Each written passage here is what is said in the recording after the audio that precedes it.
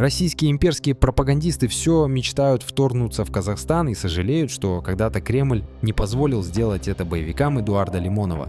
А в свое время, те же нацболы в лице Лимонова и некоторых соратников готовили даже такой прообраз СВО, переворот и захват Северного Казахстана, за что они получили уголовные сроки, или срока, как говорят, в Российской Федерации. То есть государство не поддержало СВО того времени.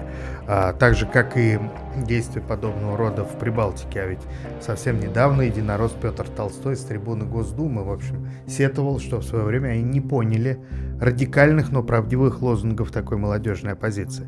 Я бы лучше доверил Лимонову на ранних этапах проводить СВО, тем более это не требовало особых вложений.